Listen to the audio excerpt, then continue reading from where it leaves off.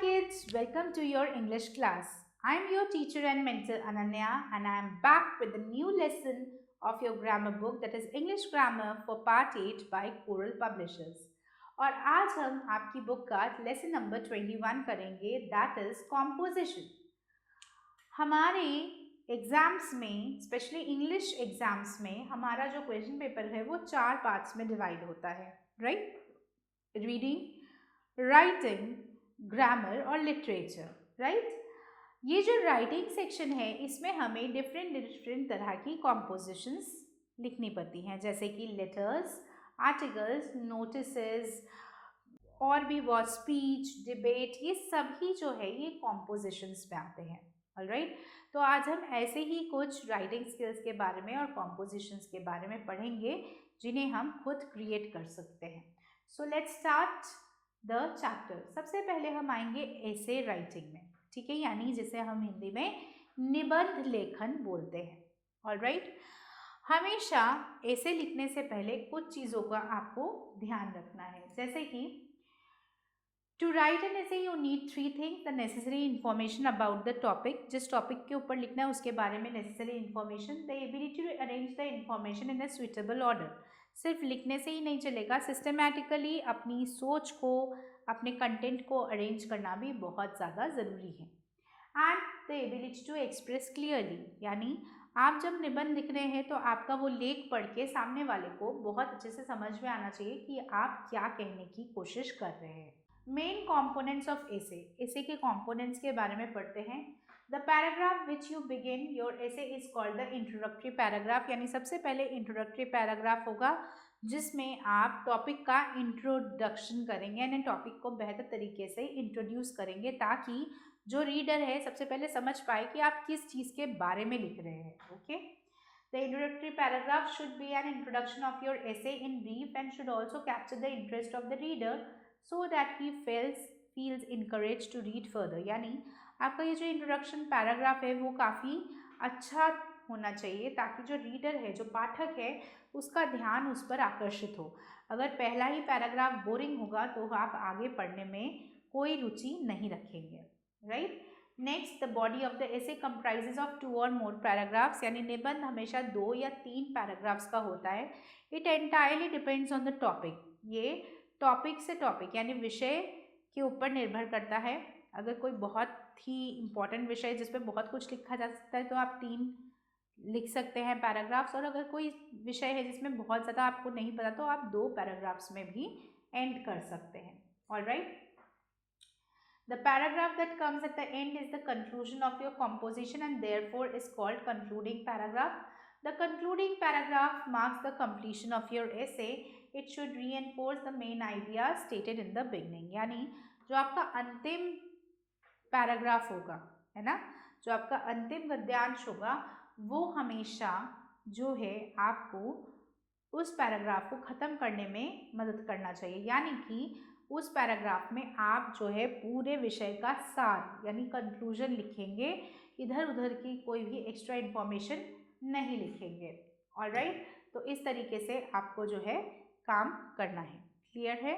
I hope you have understood what I am trying to say. So हम ऐसे writings के बारे में अच्छे से समझ चुके हैं कि किस तरह से हमें ऐसे राइटिंग्स करनी होती हैं। आइए अब एक एग्जाम्पल से बेहतर समझते हैं। यहाँ आप देख सकते हैं कि माई बेस्ट फ्रेंड का ऐसे दिया हुआ है। ऑलराइट, मेरा प्रिय मित्र।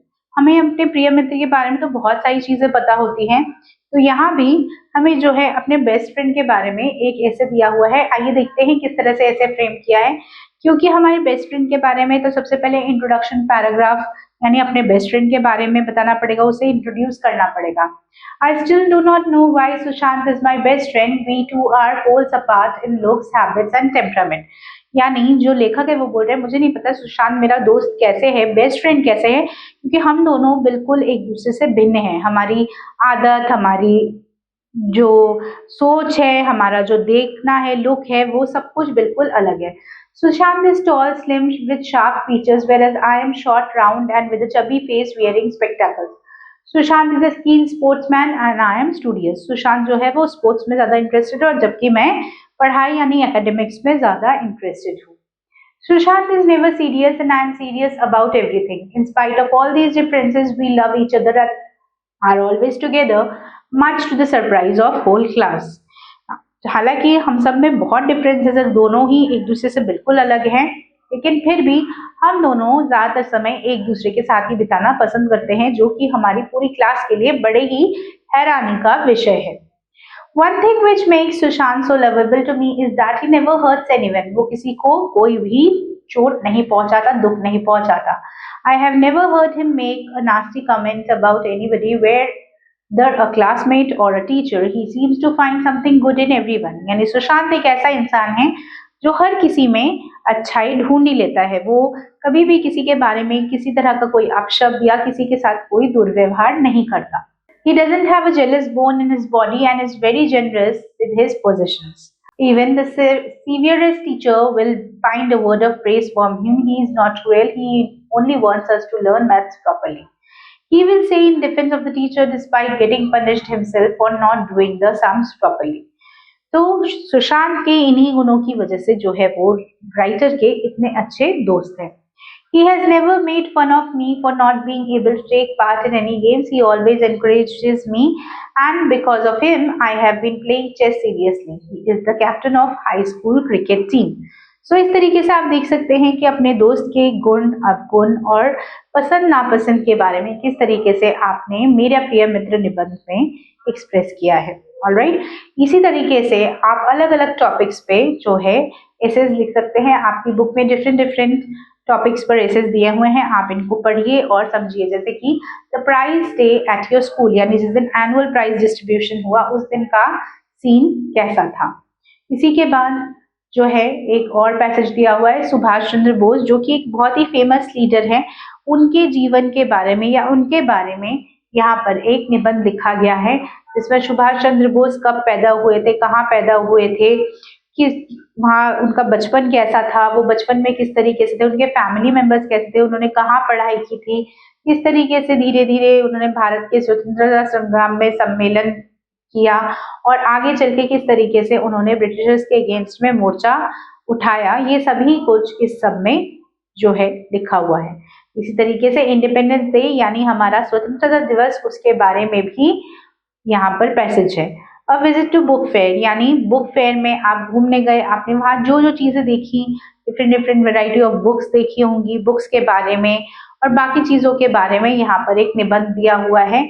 जो भी चीजें आपने वहाँ पे ऑब्जर्व की हैं, चाहे भीड़, जो लोग दूसरे लोग थे वो क्या कर रहे थे, स्टॉल्स पे क्या हो रहा था, बुक्स कौन कौन सी आपको पसंद आई, अगर वहाँ पे आपको कोई राइटर अच्छा लगा तो इन सब के बारे में आप डिस्क्राइब कर सकते हैं। अ वर्ल्ड विदाउट बाउंड्रीज, यानी कोई ऐसा एक देश जहाँ पर कोई बाउंड्रीज ना हो, किसी तरह का कोई डिफरेंस ना हो। Holiday homework should not be given, holiday homework क्यों नहीं देना चाहिए, आप अपने आइडियाज को एक्सप्रेस कर सकते हैं। इस तरीके से डिफरेंट टॉपिक्स पर आपकी बुक में पैसेजेस दिए हुए हैं, आप इनको पढ़िए और समझिए कि किस तरीके से आप एसेज लिख सकते हैं। ऑलराइट, अब हम बढ़ते हैं हमारे नेक्स्ट कॉम्पोजिशन की तरफ, दैट इज लेटर राइटिंग। और उससे पहले आप देखिए यहाँ पर कुछ और आपको पैराग्राफ्स और एसेज लिखने के लिए कहे हैं। यहाँ पर 5 टॉपिक्स है जिनके ऊपर आप पैराग्राफ या एसेज लिख के प्रैक्टिस कर सकते हैं। Okay, now let's move to letter writing. Letter writing again it's a very important means of communication. Letters जो है बहुत इंपॉर्टेंट है जब हम कम्युनिकेट करते हैं और स्पेशली रिटन कम्युनिकेशन में।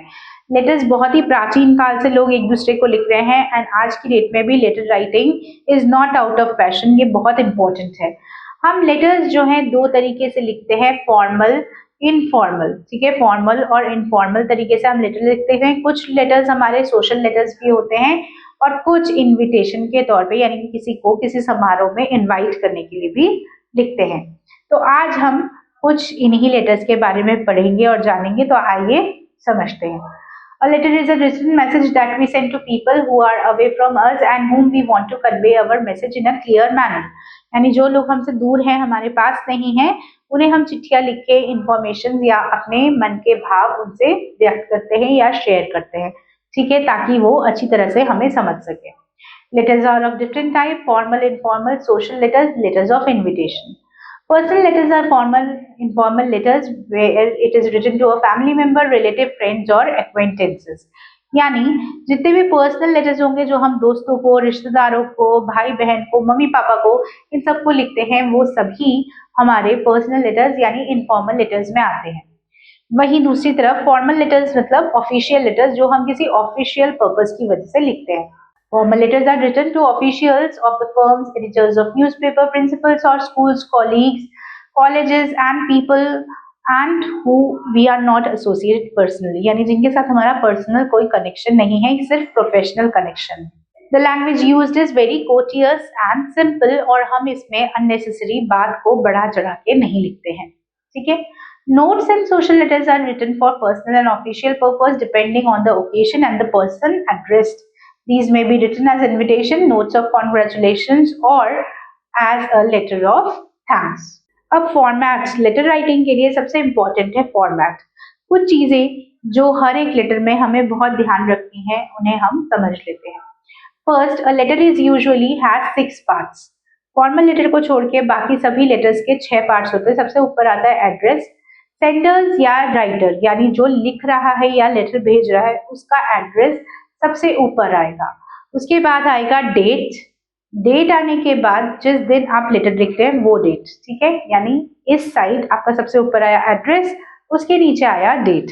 डेट के बाद आता है आपका सब्जेक्ट, ठीक है। सब्जेक्ट सिर्फ फॉर्मल लेटर्स में आता है, हमेशा याद रखिए। और कुछ इस तरीके से लिखा जाता है, सब्जेक्ट को कैपिटल लेटर्स में लिखने के बाद जो भी आपका मैटर है, मेन पॉइंट है, जैसे sick leave, so application for sick leave, permission for change of section, इस तरीके से सब्जेक्ट जो है अलग अलग चीजों में बदल जाएगा, ठीक है। The designation and address, address और डेजिग्नेशन आएगा उसके बाद, ठीक है। यानी कि जिसको आप चिट्ठी लिख रहे हैं उसका डेजिग्नेशन या एड्रेस आएगा। उसके बाद हम आते हैं सैल्यूटेशन में, यानी लेटर हम ऐसे ही नहीं स्टार्ट कर जाते, हम हमेशा कोई संबोधन देते हैं, जैसे डियर या रेस्पेक्टेड, वो हमेशा लिखना जरूरी है। अगर हम फ्रेंड्स को लिख रहे हैं तो डियर या माय डियर, अगर फैमिली मेंबर्स को लिख रहे हैं तो dear father, dear mother, dear brother, dear sister, इस तरीके से। ऑफिशियल्स को लिखते वक्त हम मैडम या सर या रेस्पेक्टेड मैडम या respected sir, and business person के लिए अगर हम डियर सर या डियर मैडम यूज करते हैं। ऑलराइट, हमेशा याद रखिए कि इनफॉर्मल लेटर्स में हम नेम या डेजिग्नेशन नहीं लिखते हैं लोग का। इसके बाद सबसे इम्पोर्टेंट पार्ट है जो है बॉडी यानी main content of the letter, जिसमें हम एक्चुअली सारा कुछ अपने मन की भावनाओं को एक्सप्रेस करते हैं या जिस वजह से हम लेटर लिख रहे हैं वो चीजें लिखते हैं। This is the written paragraph. The first paragraph is introduction, जिसमें हम ये लिखते हैं कि हम चिट्ठी लिख किस लिए रहे हैं, वजह क्या है लिखने की। सेकेंड, वो रिलेटेड इंफॉर्मेशन देता है। और थर्ड जो है हमारा कंक्लूजन या कंक्लूडिंग पैराग्राफ होता है। एक बार ये बॉडी अच्छे से डिजाइन हो जाए, डेवलप हो जाए, उसके बाद हम सब्सक्रिप्शन यानी कि एंडिंग करते हैं, एंड नोट सैल्यूटेशन, यानी कि चिट्ठी को खत्म करने से पहले अपना नाम लिखते हैं। उससे पहले, नाम लिखने से पहले या तो हम लिखेंगे योर्स अफेक्शनेट सन ब्रदर या योर्स लविंगली, ठीक है। अगर हम फ्रेंड्स को लिख रहे हैं तो योर्स सिंसियरली, योर्स अफेक्शनेटली या योर्स लविंगली। अगर हम ऑफिशियल या बिजनेस के लिए लिख रहे हैं योर्स ओबीडियंटली या फिर योर्स फेथफुली या योर्स सिंसियरली। और अगर हम न्यूज़पेपर एडिटर्स को लिख रहे हैं तो फिर योर्स ट्रूली। समझ में आ गया? तो इस तरीके से हम जो है सब्सक्रिप्शन यानी एंड नोट सैल्यूटेशन देते हैं। लास्ट में हमेशा याद रखिए कि आप हमेशा सिग्नेचर और अपना नाम लिखना ना भूलिए। चिट्ठी को खत्म करने से पहले अपना नाम और सिग्नेचर देना बहुत जरूरी है। इसके अलावा एड्रेस चिट्ठी पर मेंशन करना वो भी बहुत इंपॉर्टेंट काम है। एड्रेस को बहुत तरीके से मेंशन कीजिए और याद रखिए कि कोई भी चिट्ठी बिना पिन कोड के अपने सही पते पे नहीं पहुंच सकती। पिन कोड जो है वो एक special 6 digit letter number code होता है जो कि हर एक पोस्टल एरिया को दिया जाता है। तो आपको लेटर पोस्ट करने से पहले एड्रेस में पिन कोड मेंशन करना बहुत जरूरी है, तभी आपका लेटर सही जगह पे पहुंचेगा।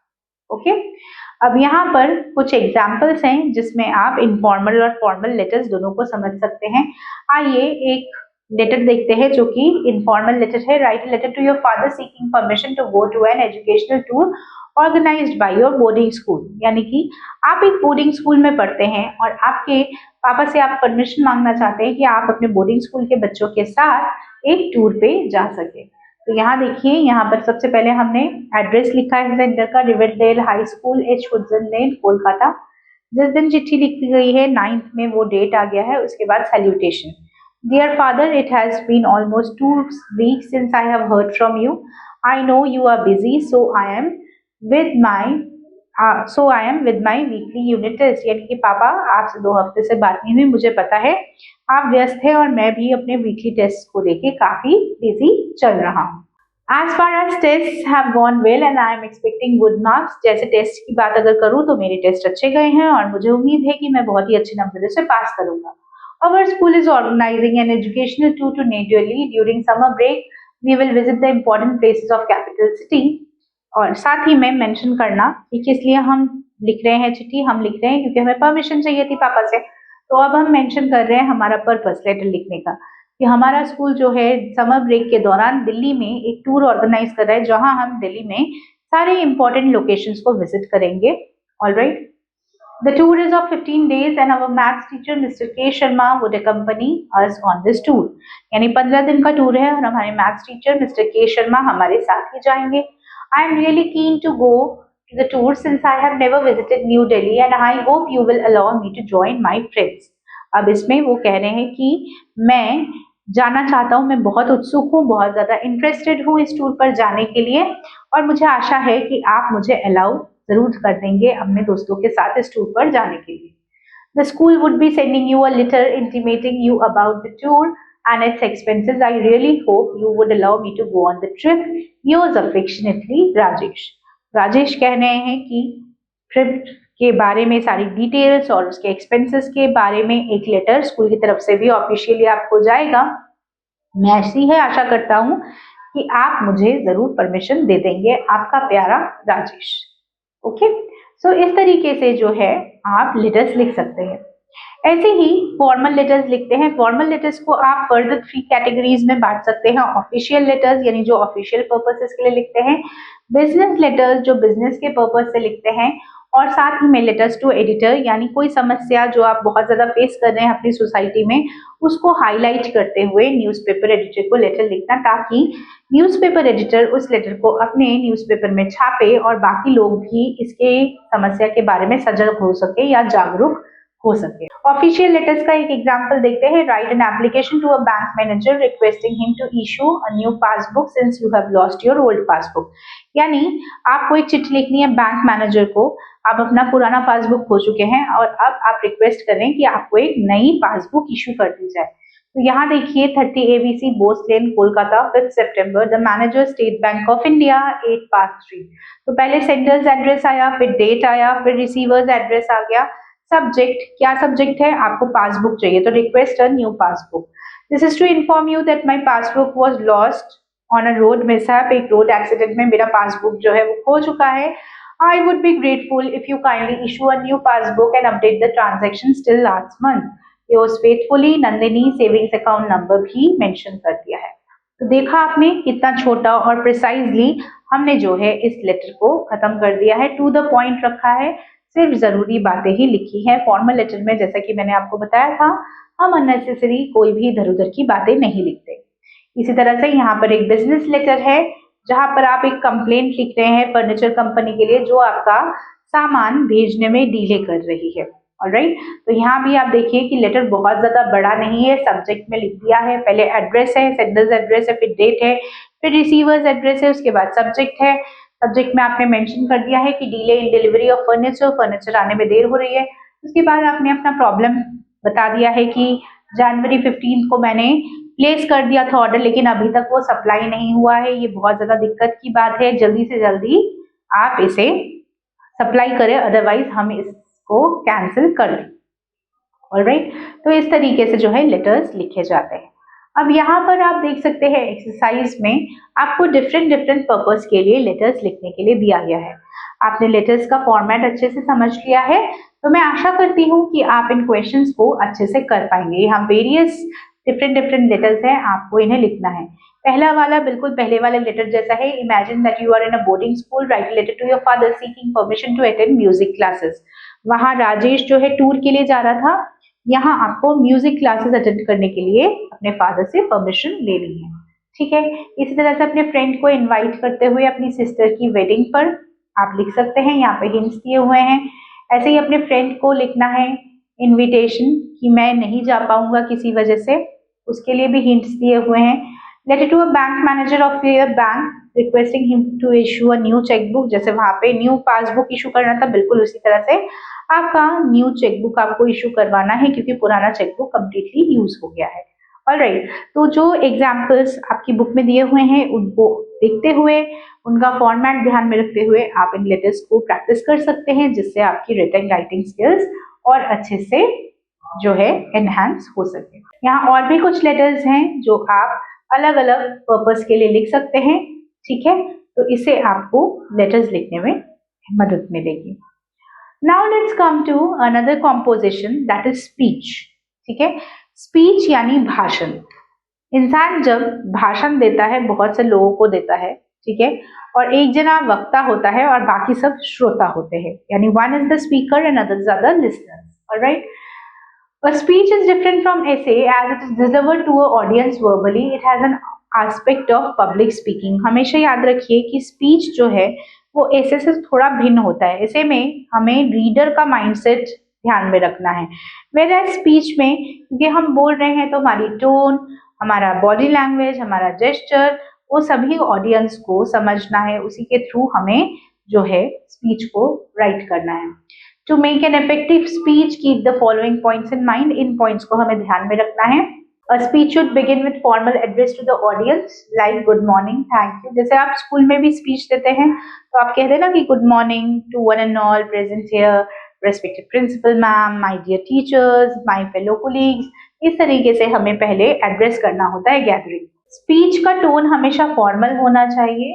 ऑलराइट, यहाँ पे कुछ बीच बीच में आप सवाल भी पूछ सकते हैं, जैसे क्या आप मुझसे एक मत है, आप मानेंगे जो मैं कह रहा हूँ, would you not agree with me, you must be aware of it, ताकि आप एक कनेक्टिविटी एस्टैब्लिश कर सके ऑडियंस के साथ। The content of speech should be supported by various examples, क्योंकि आप भाषण दे रहे हैं और कई बार जो है लोग सुनते सुनते बोर हो जाते हैं, इसीलिए आपको सटीक और सजग एग्जाम्पल्स जिससे लोग आपस में रिलेट कर सके वो एग्जाम्पल्स भी देना जरूरी है। The conclusion should be effective and create a impact on the audience. Alright, अब यहाँ पर देखिए कुछ स्पीचेस दिए हुए हैं, जैसे read the speech given below about environmental concerns. Environment में आजकल बहुत सारे ऐसी चीजें हो रही है जो एनवायरमेंट को नुकसान पहुंचा रही है, जैसे पोल्यूशन एक बहुत इंपॉर्टेंट चीजें हैं, ठीक है, इकोलॉजिकल बैलेंस बिगड़ रहा है, पेड़ काटे जा रहे हैं, तो इन सब को मद्देनजर रखते हुए आपको इमेजिन करना है कि आप एक ऑडियंस के साथ बात कर रहे हैं और उसी तरह से आपको स्पीच देनी है। जैसे कि यहाँ पे देखिए ऑडियंस को टारगेट करके ही स्पीच शुरू हुआ है। Good morning friends, man has reached the moon but has made the mother earth. Today our dear earth is crying for attention. It has been brutally and savagely destroyed and damaged. Gandhiji said there is enough for everyone's need but not enough for everyone's greed. Don't you think the greed of man has led depletion of natural resources or not? अब आप देखिए, सबसे पहले हमने friends को address किया, फिर हमने जिस टॉपिक पे बोलना शुरू किया उसके बारे में लोगों को अवेयर करवाया, उसके बाद यहाँ पर हम क्वेश्चंस भी पूछ रहे हैं कि डोंट यू थिंक, क्या आप नहीं मानते, क्या आप नहीं सोच रहे हैं, ठीक है। इस तरीके से लोगों को जो है सजग रखना जरूरी है। So in this way the entire speech has been developed, ठीक है। आप देख सकते हैं यहाँ पे global warming, deforestation, climate change, इन सभी इंपॉर्टेंट पॉइंट्स को इस स्पीच में इंक्लूड किया गया है ताकि हम बहुत अच्छे से हम जो अपनी भावनाएं एक्सप्रेस कर रहे हैं उनको हमारी ऑडियंस तक पहुंचा सके। ऑलराइट, सो इस तरीके से आप डिफरेंट टॉपिक्स पर खुद भी स्पीच यानी भाषण लिख सकते हैं। यहाँ 3 जो है अलग अलग टॉपिक्स दिए हुए हैं, आपको इन टॉपिक्स को पढ़ना है और समझना है कि कैसे। जैसे फर्स्ट में आप मान लीजिए आप किसी स्कूल के हेड बॉय या हेड गर्ल हो और आपको अपने स्कूल के बच्चों को डिसिप्लिन का महत्व समझाना है, ठीक है। सो उस पर आपको भाषण देना है, तो ऐसा ही एक स्पीच तैयार कीजिए जिसको आप असेंबली में पूरे ऑडियंस के यानी स्कूल के बच्चों के सामने बोल सकें। सिमिलरली बी पार्ट में write a speech on why it is important to participate in co curricular activities, यानी को करिकुलर एक्टिविटीज या एक्स्ट्रा करिकुलर एक्टिविटीज क्यों जरूरी है हमारे जीवन में, उसके बारे में आपको एक स्पीच देनी। ऐसे ही सी में unhealthy lifestyle is leading to obesity among children, यानी कि अनहेल्दी लाइफस्टाइल की वजह से लोगों में ओबेसिटी की प्रॉब्लम जो है बढ़ती जा रही है, मोटापे की प्रॉब्लम बढ़ती जा रही है, जिसकी वजह से फर्दर कई तरीके की बीमारियां भी उन्हें होती जा रही हैं, जो कि बच्चों का हेल्दी भविष्य जो है नष्ट कर रही है। इसके ऊपर आपको एक भाषण लिखना है। तो मैं आशा करती हूँ कि हमने जो जो बातें स्पीच राइटिंग के बारे में पढ़ा है उनको ध्यान में रखते हुए आप इन स्पीचेस को लिख पाएंगे। Now it's time to study about another part, that is article writing. ठीक है, आर्टिकल राइटिंग यानी कि आर्टिकल्स यूजुअली हम न्यूज़पेपर्स या मैगजीन्स के लिए लिखते हैं।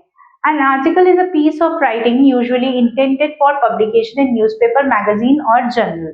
It is written for a wide audience. Article लिखते वक्त हमें हमेशा याद रखना चाहिए कि न्यूज़पेपर्स बहुत सारे लोग पढ़ते हैं, मैगजीन्स बहुत सारे लोग पढ़ते हैं और जर्नल्स भी बहुत सारे लोग पढ़ते हैं। इसीलिए जब भी हम आर्टिकल्स लिख रहे हैं तो हमें बहुत ही ध्यान से लिखना है और सब लोगों का उसमें इंटरेस्ट डेवलप हो सके, वो भी बहुत इम्पोर्टेंट है। कुछ एसेंशियल जो कि एक आर्टिकल को अच्छा बनाते हैं, आइए पढ़ते हैं essentials of a good article.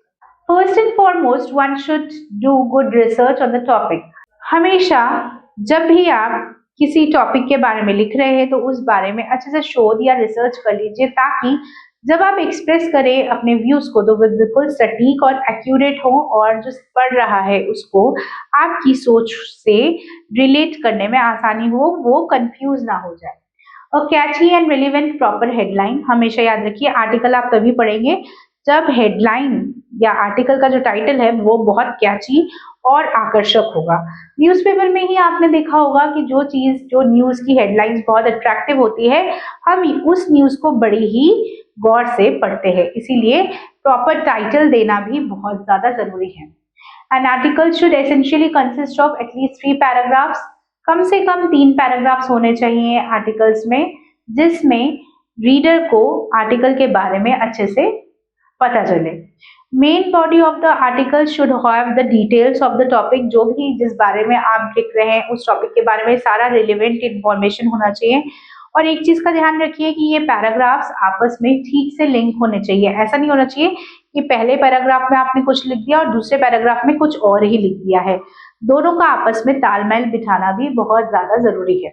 हमेशा आर्टिकल को कंक्लूड करते वक्त ये याद रखिए कि हमेशा पूरे आर्टिकल का एक ब्रीफ समरी यानी छोटा सा एक समरी आप लास्ट में दे दें, ताकि एक अच्छा और लास्टिंग इम्प्रेशन रीडर के माइंड में रहे, यानी जो रीडर है, पाठक है, उसको आपका आर्टिकल हमेशा याद रहे। ठीक है। प्रूफ रीड, आर्टिकल लिखने के बाद क्योंकि ये छपेगा न्यूज़पेपर्स में, मैगजीन्स में या जर्नल्स में, इसलिए इसको बार बार प्रूफ रीड करना बहुत जरूरी है। वैसे तो सभी राइटिंग चीजों को हमें प्रूफ रीड कर लेना चाहिए, लेकिन फिर भी आर्टिकल क्योंकि डायरेक्टली छपेगा और आप उसके जिम्मेदार हैं, जो भी आप चीज छापने के लिए भेज रहे हैं, इसीलिए आपको उसे बार बार चेक कर लेना चाहिए कि उसमें कोई स्पेलिंग या ग्रामेटिकल एरर्स ना हो। While writing an article for the newspaper or magazine, name the writer is also mentioned. हमेशा मैगजीन या न्यूज़पेपर के लिए जब हम आर्टिकल लिखते हैं तो राइटर का नाम हमेशा या तो ऊपर या फिर लास्ट में मेंशन किया जाता है। ठीक है। Remember, you may write notes before you start writing an article. It will help you to organize the ideas and the content in a logical manner. यानी कि डायरेक्टली पूरा आर्टिकल लिखने से पहले ये जरूरी है कि आप छोटे छोटे इंपॉर्टेंट पॉइंट्स को लिख लें, फिर उन्हें सिस्टमैटिकली ऑर्गेनाइज कर लें, ताकि आर्टिकल लिखते वक्त ना तो आपको प्रॉब्लम हो और ना ही आप कंफ्यूज हो और आपका आर्टिकल बहुत ही सिस्टमैटिक और ऑर्गेनाइज्ड वे में आए। Now let's read an article given here. You will find the above guidelines have been carefully followed. This is Sports Unite Hearts by Aditya Singh. Aditya Singh जो कि 17 साल का है, उसने एक आर्टिकल लिखा है स्पोर्ट्स यूनाइट हार्ट्स, यानी स्पोर्ट्स के थ्रू हम जो है लोगों को एकजुट कर सकते हैं। स्पोर्ट्स जो है किसी कंट्री के बॉर्डर को नहीं मानता। ठीक है। सो इसी पर एक आर्टिकल लिखा हुआ है। Rarely has been there an area of human endeavor to expose the human spirit in all its splendor and greatness as sports. यानी स्पोर्ट्स एक ऐसा विकल्प है जिसके थ्रू हर कोई अपनी खुशी को या अपनी एक्साइटमेंट को जाहिर कर सकता है। Sports effectively cuts across all the barriers of caste, religion and nationality and binds people together. Sports एक ऐसा मीडियम है जिससे हम इन सभी दूरियों को दूर कर देते हैं और ये हमें एकत्रित करता है। कास्ट, क्रीड, रिलीजन, इन सबको हम दूर हटा देते हैं। The Cricket World Cup matches, the IPL matches, be a testimony to this fact and reflect how equal opportunities on common ground exist for all to perform। यानी आपने क्रिकेट प्लेयर्स या IPL players की team को देखा होगा, वहाँ team में जो पार्टिसिपेंट्स हैं वो सभी अलग अलग तबके से आए हुए हैं, लेकिन सभी एकजुट होकर अपनी टीम को जिताने में लगे हुए हैं। उनकी खुशी भी एक साथ है, दुख भी एक साथ है। इसी तरह जो उस मैच को देखने आए हैं वो भी उस वक्त सिर्फ अपनी टीम की जीत चाहते हैं। उस वक्त वो सभी एक ही लक्ष्य है कि हमारी टीम जीत जाए। कोई भी अपने आप को डिवाइड एंड रूल नहीं करता है। Alright, sports make people connect and enable them to see a person what he truly is. There has never been and never will be a better stage for exposition of human character, its flaws and virtues. Abraham Lincoln put it quietly, succinctly, when he observed that one could get to know a person better in 2 hours to play than in 2 weeks of ideal association। यानी Abraham Lincoln का मानना था कि आप 2 घंटे किसी के साथ अगर गेम खेलते हैं, कोई भी गेम किसी भी तरीके का, तो आप उस इंसान को ज्यादा बेहतर तरीके से समझ पाएंगे। इसके विपरीत अगर आप उसके साथ 2 हफ्तों से घूम भी रहे होंगे ना, तो भी शायद आप उसको इतने अच्छे से नहीं जान पाएंगे। In the playground, all are equal. A football picked up towards the goal does not know the religion and nationality of the person who kicked it, nor does the social status or the material wealth of the player make the iota of difference. And it is here the sports trims and it gives as a glimmer of the notion that true equality in actual practice। यानी football ground में जिस football को kick किया जा रहा है वो football नहीं जानता कि जिस पैर ने उसको किक किया है वो किसी अमीर का पैर है या किसी गरीब का पैर है। उसका तो सिंपली लक्ष्य ये है कि जिसने भी उसको किक किया हो उसे गोल में हिट करना है। तो इसीलिए हम कह सकते हैं कि स्पोर्ट्स एक ऐसी चीज है जो कि हर बंधन, हर बाध्यता को तोड़ के सभी को एकजुट कर देती है। इसी तरह से आप देख सकते हैं कि स्पोर्ट्स वर्ल्ड के अलग अलग लोगों के बारे में भी यहाँ पर दिया हुआ है, क्योंकि हमने पढ़ा था कि आर्टिकल जो है वो कम से कम 3 पैराग्राफ्स का होना चाहिए। यहाँ पे बहुत सारे जो स्पोर्ट्स पर्सन जो बहुत वर्ल्ड फेमस हुए हैं, जिनको लोग जानते, जैसे Sachin Tendulkar, Madonna, Sania Mirza, Roger Federer, ये सब ही अपने अपने फील्ड्स में काफी ऊपर तक गए हैं और इन सभी को लोग जो है बहुत पसंद करते हैं। सो इस तरीके से इवन ओलंपिक्स का जो सिंबल है जिसमें 5 सर्कल्स है वो भी यूनिटी को ही दर्शाता है, ताकि ओलंपिक्स भी सभी के लिए है, जिसमें कोई बायसनेस नहीं है, किसी तरह की कोई पार्शलिटी नहीं है और सभी लोग स्पोर्ट्स में एकजुट होकर एक साथ आते हैं। यही चीज को दोहराता है। तो ओलंपिक फेम जो है वो इसी चीज को दोहरा रहा है कि स्पोर्ट्स हमेशा सबसे आगे है और सबसे ऊपर है, जो कि लोगों को एक साथ करता है। ऑलराइट, ऐसे ही आप और भी टॉपिक्स के ऊपर आर्टिकल्स देख सकते हैं, जैसे सेव द एनवायरमेंट, एनवायरमेंट को किस तरीके से बचाया जाए खतरों से, आपको देखना है। ठीक है, now let's come to exercises. Exercises में आप देखिए, आप मुकुल शर्मा हैं, you are Mukul Sharma, a journalist who has to write an article on a recent excavation of Mexico. Mexico में एक एक्सकेवेशन हुआ है, उसके बारे में आप एक जर्नलिस्ट हैं और उसके बारे में आपको आर्टिकल लिखना है। ये कुछ नोट्स आपने बनाए हैं, इन नोट्स को यूज करते हुए आपको ये आर्टिकल डेवलप करना है। जैसे कि 1400 years ओल्ड सिटी जो खुदाई में निकला है, jungles of southern Mexico, Maya metropolis 12 square kilometre largest ancient world city, huge religious complex 800 feet long, 600 feet wide. इस तरीके के बहुत सारे नोट्स आपने वो दिए हैं।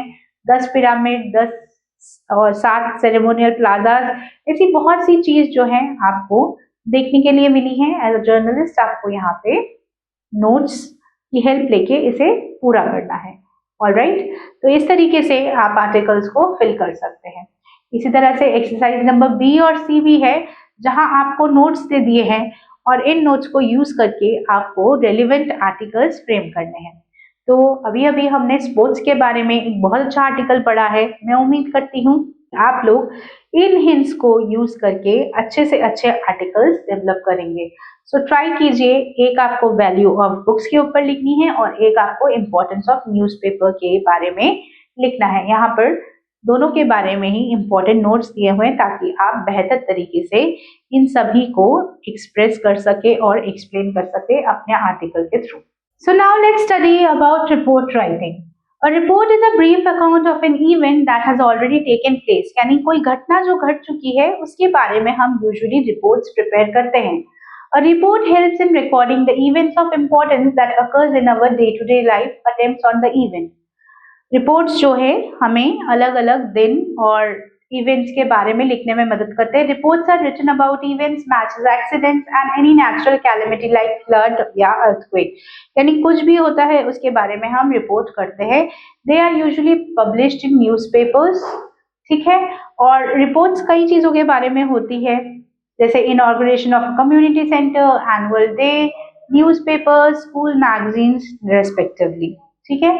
रिपोर्ट्स में ये फीचर्स होने बहुत जरूरी हैं. आइए इन फीचर्स को एक बार पढ़ के देख लेते हैं. It should start with a suitable headline. जैसा कि हम सभी जानते हैं कि एक हेडलाइन या टाइटल देना बहुत जरूरी है. It should be based on facts. हमेशा फैक्ट्स पे ही आधारित होता है रिपोर्ट में. आप कुछ भी अपने मन से नहीं लिख सकते. The first sentence should be the expansion of the headlines with few details. यानी कि जो हेडलाइन है उसी का थोड़ा ज्यादा बड़ा या एक्सपैंडेड वर्जन होगा जो फर्स्ट सेंटेंस है रिपोर्ट का, ताकि आप समझ सकें कि रिपोर्ट किस बारे में है. It must contain all the relevant details. जितने भी रिलेवेंट इन्फॉर्मेशन या डिटेल्स है वो सभी रिपोर्ट में होनी चाहिए. The report should not reflect biased approach. यानी रिपोर्ट में आप अपना ओपिनियन एक्सप्रेस नहीं कर सकते. रिपोर्ट में आपको बहुत ही न्यूट्रली ओपिनियंस को एक्सप्रेस करना है. ठीक है. It may include the views of people concern. The report should be concise and should not carry unnecessary detail. Report writing करते वक्त ये बहुत ध्यान में रखना है कि उसे जितना हो सके छोटा से छोटा, अननेसेसरी कोई भी एक्स्ट्रा इंफॉर्मेशन हमें उसमें नहीं देना है. It should be always written in a formal style. A proper conclusion is important. Report को अच्छे से कंक्लूड कीजिए. The name of the reporter writer should be clearly mentioned. इसमें राइटर या रिपोर्टर का नाम जरूर से क्लियरली मेंशन करना चाहिए लास्ट में. ओके. आइए कुछ एग्जांपल्स देखते हैं ताकि हम अच्छे से समझ पाए कि रिपोर्ट कैसे लिखते हैं. Read the newspaper report given below. You will notice that it is based on the above guidelines. Bikers snatch a bag from a Spanish man. यानी बाइकर्स ने एक स्पेनिश मैन से उसका बैग छीन लिया. ठीक है. ये रिपोर्ट कब छपी है? ये स्टाफ रिपोर्टर ने न्यूज़पेपर के लिखी है. न्यू दिल्ली में ये घटना या रिपोर्ट छापी गई है अक्टूबर 29. अब किस तरह से रिपोर्ट लिखा जा रहा है, क्योंकि ये फर्स्ट लाइन था कि बाइकर्स ने स्नैच किया, तो पहली लाइन वही है. A Spanish national was robbed of his belongings by bike borne man while he was travelling in a rickshaw. यानी वो जब रिक्शा में बैठ के ट्रैवल कर रहे थे तब उनसे बाइकर्स ने उनका बैग छीन लिया. Bonchard Smith, who hails from Barcelona, was traveling with a friend Mukesh Jha from Connaught Place to Paharganj when the incident took place at 8:30 p.m. on Monday, a senior police officer said. अब report कर रहे हैं तो हमें incident को report करना है, proper fact करना है. तो जिसका खोया है उसका नाम, वो किसके साथ कहाँ ट्रैवल कर रहा था और किस वक्त ये वारदात हुई, यानी किस वक्त यह इंसिडेंट हुआ, वो भी यहाँ पर मेंशन्ड है. This is the third such incident in last 7 days where a foreigner has been targeted. Smith said 2 bike-borne youths came from behind and snatched his bag. He claimed to have lost his passport, mobile and €1,000. He said, I could not see their face because they were wearing helmets. और इसी के साथ Smith यानी जिसके साथ ये हादसा हुआ है, उसने जो जो चीजें बताई थी अपने कंप्लेंट में, वो चीजें भी मेंशन कर दी गई है ताकि जो भी इस रिपोर्ट को पढ़े वो भी सजग हो सके. ठीक है. The police have registered an FIR and investigating the case but no arrest have been made so far. ठीक है. यहाँ पर हमेशा याद रखिए, देखिए किस तरीके से जो है रिपोर्टर करा है. ठीक है. रिपोर्ट में हमने कहीं पे भी इस तरह के प्रोनाउंस जो है आई, वी, यू, शुड, इसको अवॉइड किया है, कुछ भी नहीं यूज किया है. ठीक है. और ये रिपोर्टेड स्पीच में है. रिपोर्टेड स्पीच हमने डायरेक्ट और इनडायरेक्ट स्पीच पढ़ा है, तो इसी तरीके से ये भी रिपोर्टेड स्पीच में है. रिपोर्टर को अपना कोई भी मत इसमें इम्पोज करने का कोई अधिकार नहीं है. हमेशा याद रखिए कि रिपोर्ट्स जनरली पास्ट टेंस में लिखे जाते हैं. ठीक है. Read it carefully and note the details. हमेशा रिपोर्ट्स को पढ़ के आप पहले रीड कीजिए और उसके बाद केयरफुल डिटेल्स जो है नोट कर लीजिए. Imagine that you are Sudhir Jha, a newspaper reporter, and you attended the launch of new car that is T100 by Maruti in a low price range with fuel efficiency.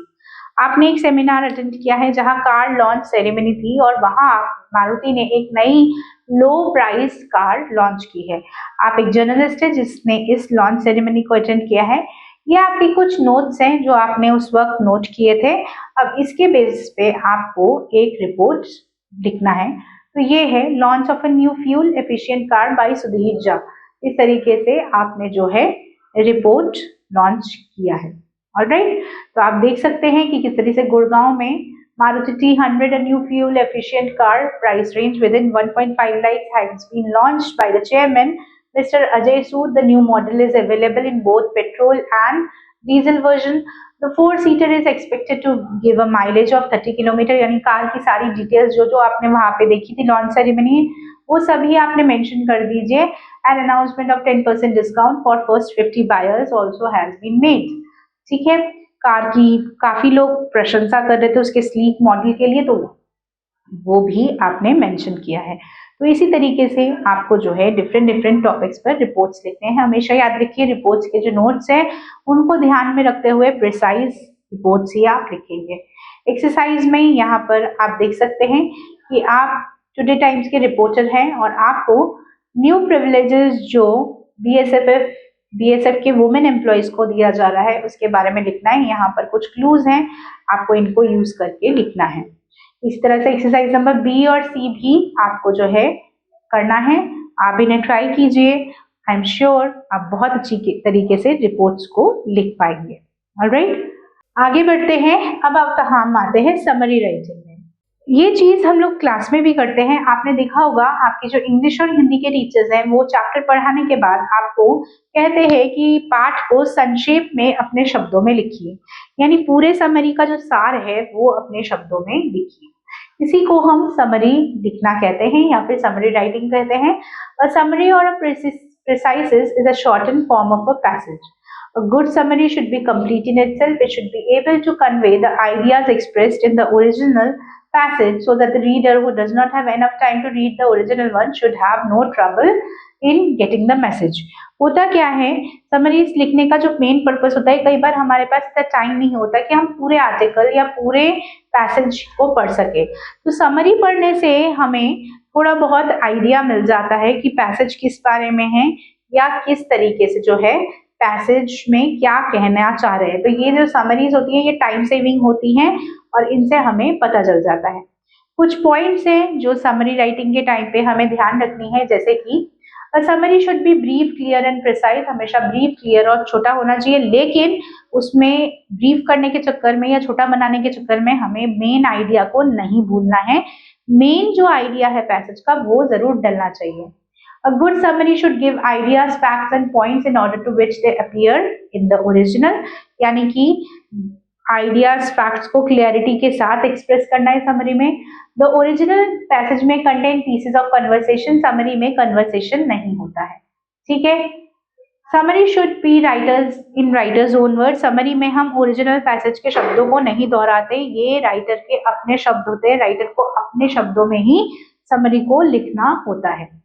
Also note that the summary shall not contain points not mentioned in the original। यानी अपने तरफ से कुछ हमें extra add नहीं करना है, original content में जितना था उसी को छोटे में वर्णन करना है।